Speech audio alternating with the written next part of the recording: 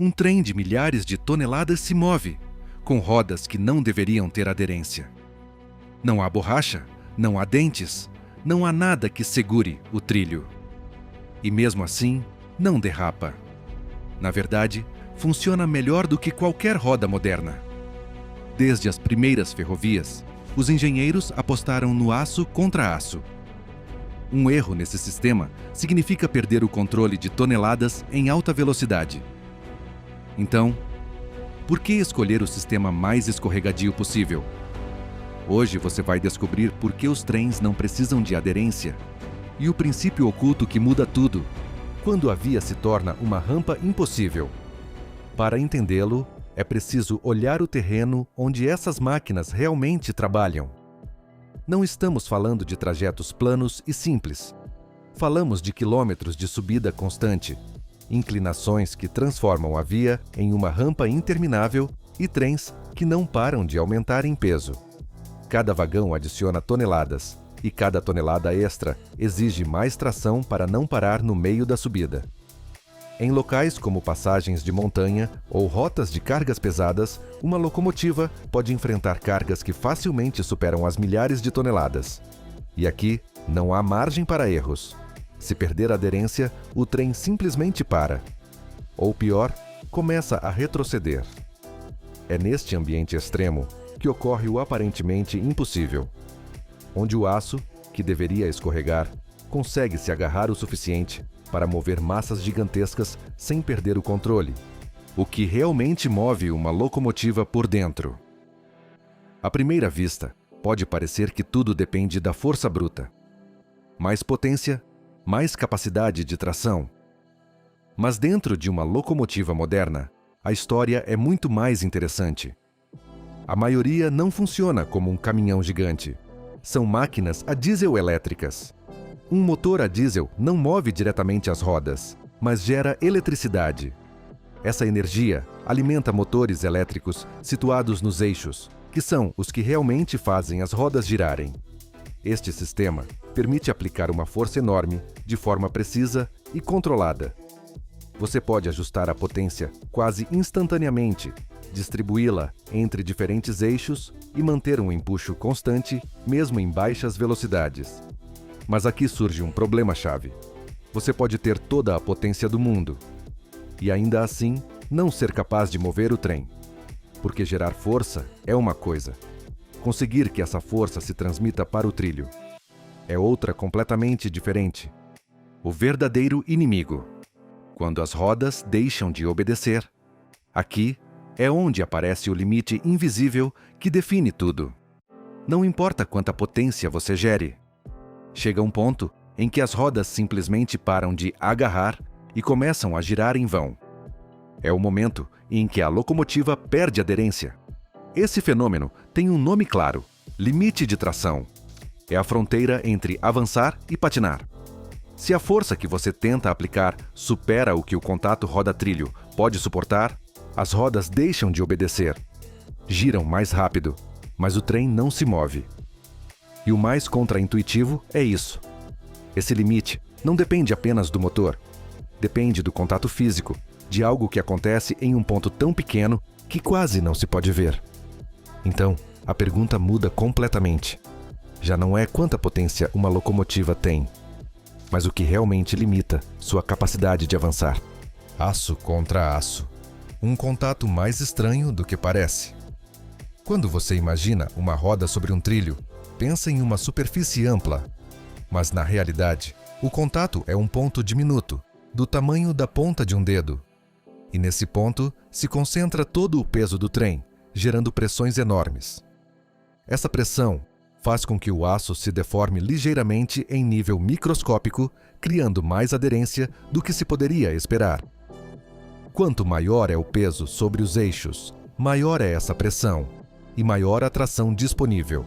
O que acontece em dias de chuva, folhas ou gelo. Mas todo esse equilíbrio é muito mais frágil do que parece. Basta que as condições mudem um pouco, para que a aderência desapareça quase por completo. Em dias de chuva, a água cria uma película entre a roda e o trilho.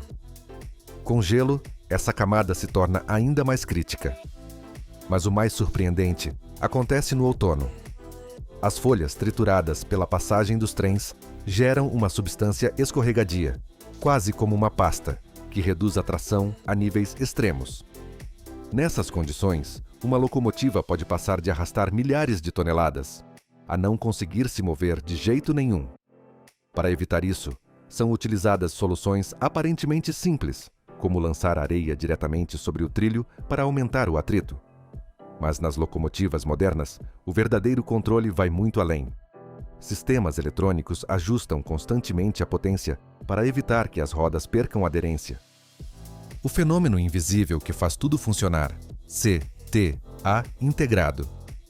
Aqui é onde surge um dos conceitos mais contraintuitivos de todo o sistema, o creep.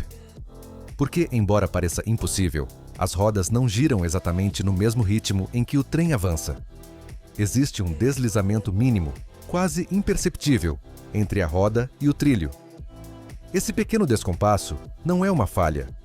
É exatamente o que permite gerar tração. Se não houvesse nenhum deslizamento, não haveria força de arraste. Mas se houver demais, a roda derrapa. O equilíbrio está nesse ponto intermediário, onde o sistema opera no limite sem perder o controle. As locomotivas modernas são projetadas para se manterem precisamente ali, nesse intervalo microscópico onde tudo acontece. E se você está gostando deste tipo de histórias, onde a engenharia esconde mais do que parece, assine, porque o que vem agora muda completamente a forma como você entende essas máquinas. Quando a roda não gira, ela se deforma. O que parece uma simples rotação é, na verdade, um fenômeno muito mais complexo. Porque naquele pequeno ponto de contato, o aço não é completamente rígido. Sob essas pressões extremas, ele se deforma. Numa escala microscópica, a roda e o trilho se achatam ligeiramente, gerando uma área de contato real, onde as superfícies se engancham entre si. É aqui que a aderência genuína nasce. Não é apenas fricção, é uma interação dinâmica entre deformação e movimento. E dentro dessa área, ocorre algo ainda mais interessante. Parte do material tenta permanecer grudada, enquanto outra parte desliza. Esse comportamento, conhecido como stick slip, é o que permite transmitir força sem que todo o sistema colapse em um deslizamento total. Não é que a roda simplesmente gire, é que está constantemente se ajustando, deformando e recuperando, milhares de vezes por segundo. Como as locomotivas modernas evitam perder o controle. Contudo, o que acontece nesse ponto de contato, manter o equilíbrio, não é uma questão de força, mas de controle. E é aí que entram os sistemas modernos. Cada eixo de uma locomotiva é monitorado em tempo real. Sensores detectam se uma roda começa a girar um pouco mais rápido do que deveria. Essa pequena mudança é o primeiro sinal de perda de aderência. Nesse instante, os sistemas eletrônicos agem. Reduzem a potência nesse eixo específico, redistribuem a força para outros e ajustam a tração de forma milimétrica. Tudo acontece em frações de segundo, sem que o maquinista precise intervir. O objetivo não é evitar completamente o deslizamento, mas mantê-lo dentro daquele intervalo perfeito do qual depende toda a tração. Porque em uma locomotiva, avançar não significa ter mais força. Significa saber exatamente quanta usar em cada momento. A pergunta incômoda: e se usassem pneus? Chegados a este ponto, a dúvida é inevitável. Se tudo depende da aderência, por que não usar pneus? No papel, ofereceriam mais aderência, mas na prática não funcionam. Um trem move milhares de toneladas por hora. Os pneus se desgastariam rápido, gerariam mais calor e aumentariam o consumo. O sistema ferroviário está otimizado para reduzir perdas. E aí, o aço, embora pareça pior, é muito mais eficiente. A verdade incômoda da engenharia ferroviária. Aqui está a chave que muda tudo. O sistema ferroviário não é projetado para ter a máxima aderência possível, mas sim a eficiência global mais alta. O contato aço contra aço tem muito pouca resistência ao rolamento. Isso significa que uma vez que o trem está em movimento, precisa de muito menos energia para continuar avançando. É um sistema otimizado para longas distâncias, cargas enormes e consumo reduzido.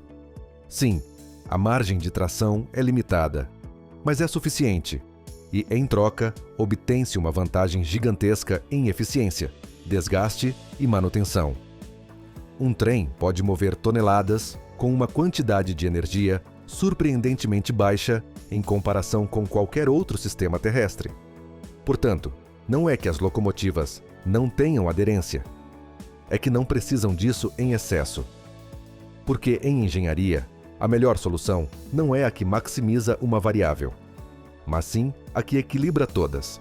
O que aconteceu quando tentaram alternativas? Ao longo da história, essa ideia de melhorar a aderência não passou despercebida. Sistemas com rodas revestidas foram testados, locomotivas com pneus e até configurações híbridas em metrôs e trens leves. No papel, ofereciam mais tração. Na prática, nunca conseguiram substituir o aço. O problema era sempre o mesmo.